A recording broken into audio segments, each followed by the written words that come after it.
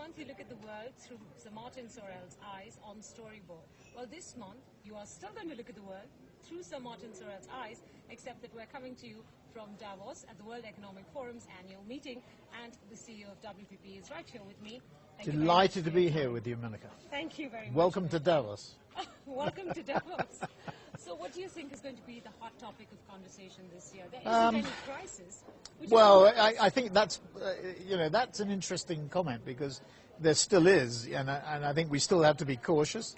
Well, certainly CEOs who run companies are cautious. I think that's one of the biggest things that we see is an unwillingness to take risk.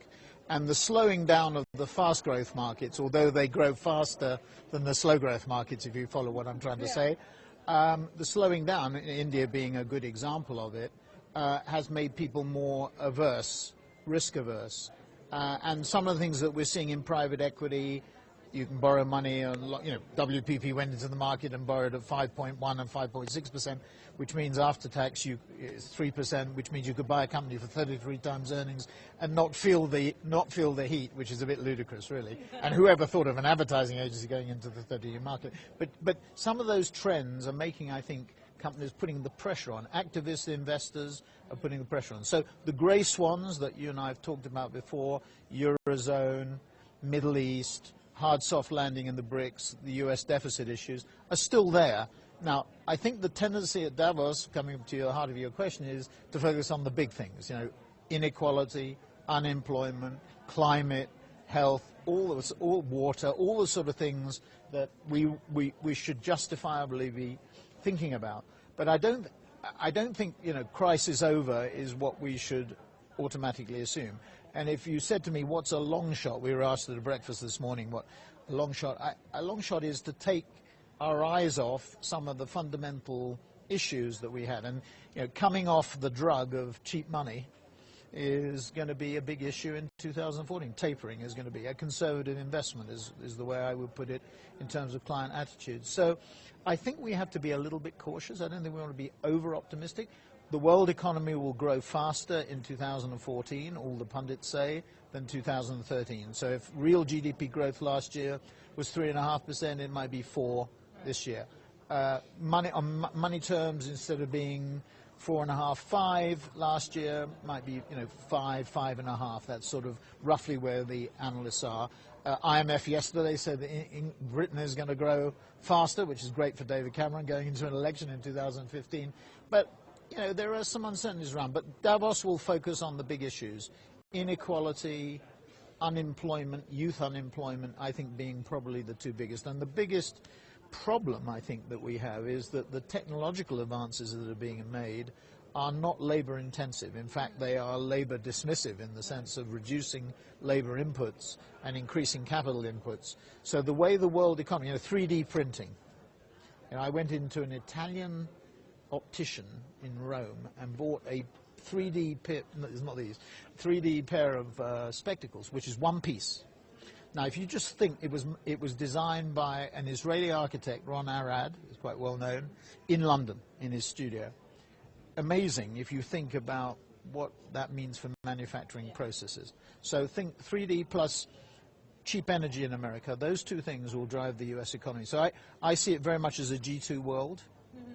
Although, interestingly, 25th anniversary of CNBC, they looked at 25 years hence, and the data was, that China would be the world's biggest economy, not per capita, but biggest absolute terms, about 34 trillion versus 29 trillion for the US.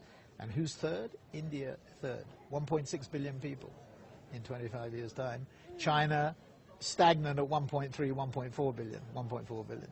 So really interesting. So India has a tremendously big role to play, but what's currently happening in India politically, of course, is not great. You've got your eye on the elections in India? Well, yeah, we've got our more than our eye, no, I just hope there will be a decisive result. I fear there will not be a decisive result, that it will be a coalition, a balanced coalition, with no opportunity to exert strong leadership. I think what India needs is direction and focus. And I think in the corner of any one. I'm not in any corner. We are BJP, no. We're totally Rahul Gandhi, apolitical. Apolitical. On camera, at least. No. On camera and off camera. No. We have to be so. But you know, there are clearly some political decisions being made, which, and in advance of election, I mean, you usually get that governments, you know, government spending on communications. I'm not sure about India last year, but certainly there is a rule that we see in many countries, India notwithstanding, that the year before an election, the government's the biggest communications spender. All right. I want to come back to what you said about China being the largest economy. So you've said China's the next big thing. George Soros says for 2014 that China is problem number one. Now, is this just a timeline thing? Well, George is much cleverer and much wealthier than me, so I would go with his analysis, not mine. No, listen, I have tremendous faith in the new leadership. I think the Chinese, because the old leadership, the old Politburo, I think was it 4 people changed on the 12-man Politburo, because it's the old leadership that chooses new leadership. They don't they're not in your face, if I can put it that way. They're not confrontational. Change comes gradually. But I think if you look at the plenum document, which is an amazing document as a plan, and the Chinese, you know, monitor and follow it up. I mean, they establish their KPIs and they do follow it up. Yeah. If you look at the 12th five-year plan, and you look at the way the leadership is shaping up, the anti-corruption effort, very strong effort as well. I mean, one of the reasons why there isn't such a substantial presence here in Davos from China is because, you know, the anti-corruption, which has put a lot of people out of positions and some people in jail, etc. So I have tremendous confidence, faith. Our business in China is now $1.5 billion of revenue. India, we're just under 500 million. But you know, if you look at it in terms of relatives, we have about 14,000 people now in India, and we have about 16,000, 15,000, 16,000 in China. So I'm talking about Greater China, including. You got to China after you got to India, right? Sorry? You got to China after. No, actually, well, I mean, WPP, when we acquired JWT in '87, which was our first sort of Indian and Chinese incursion. So we're both at the same time, really. And I've never, the implied thing is, you know, you choose between the two. The answer is no, you do both.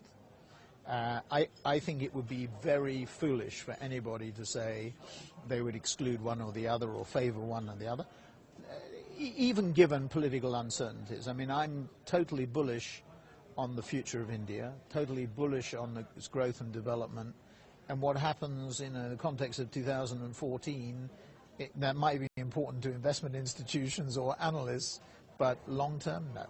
I get that. Now,